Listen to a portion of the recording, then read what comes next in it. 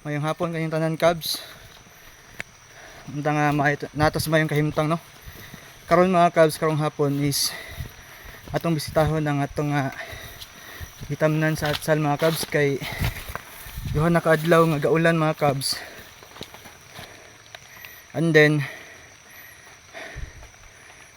ato tan-awon kung maayo pa ba ang kahimtang sa itong mga tanom no, kay especially sa atsal mga Cubs dili naganahan sila kanang tanom o straight nga ulan kay mahitabo mga Cubs mga latang ilang bunga unya mga puo sa punga, so mga hagbong sila no tungod kay nasobraan ra og absorb sa tubig.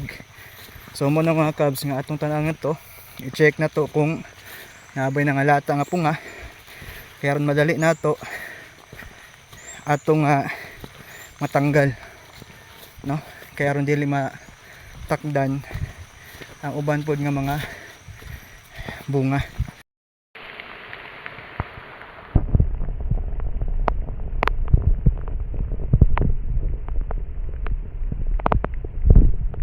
Hapon yung diha mga Cubs no, so diha ta sa atong area karon o gatong nga gibisita ang atong mga tanom nga atsal mga Cubs kay duha na ka adlaw no nga gisunod og ulan, so sumala sa atong gi-expect gud mga Cubs no nagi mga bunga sa atong mga atsal ang nangakuan gud nangadaot gud kay siguro sobraan ra po sila og absorb sa tubig, sobraan og expose sa uwan, so nga na gud na mahimong resulta mga Cubs. Ug mo ni ang mga pipila nga mga bunga no nga atong nakit-an nga nalata gid siya. Ang pikas nga side okay pa siya tan-awon, pero kung di nimo tan-awon mga Cubs ug maayo no na kuan na day siya, na doubt day siya nya.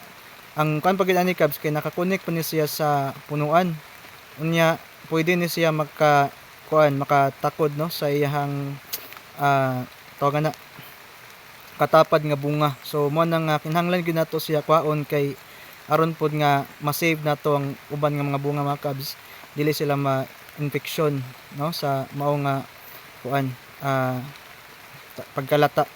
So mo ni mga Cubs ug napi uban nga atong nakita mga Cubs no atong gitapok kay kinahanglan gyud sila ipalayo ilabog nato no kay aron nga dili gyud siya mo tapot pod sa uban nga mga bunga mga Cubs. So man ni siya mga Cubs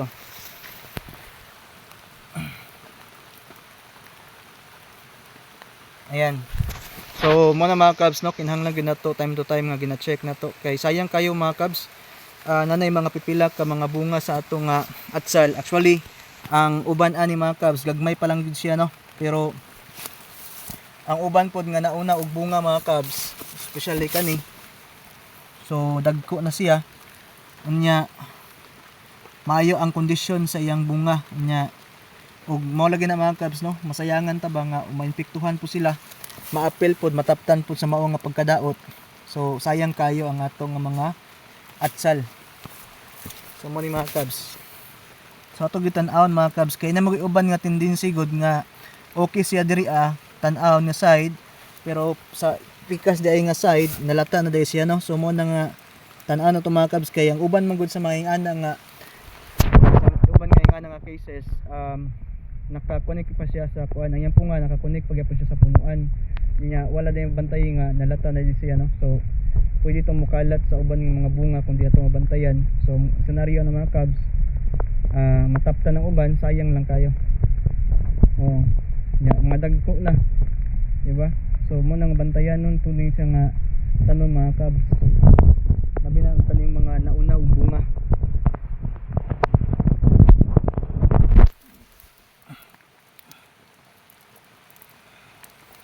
Mailhan po nimo siya mga Cubs no, kay pag imo siyang tandugon dali ra siya matanggal. So but pasabot mga Cubs na kuan na gid siya, napiktuhan na gid siya sa maong fungus no.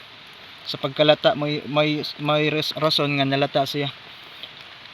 Mo nang kinahanglan nato siya tan-awon og maayo, i-check og maayo mga Cubs kay basin unya ang iyang infection nga side natabunan no, nakadikit pa gid siya sa ubang bunga. So ang resulta ng mga Cubs daghanon silang madaot mao po ni kuan kanang sa sige ug ulan mga kabs, mao gini ang ila pud nga kuan no kanang weakness sa mao nga tanom nga atsal, kay dili po ni sila ganahan o kanunay mabasa.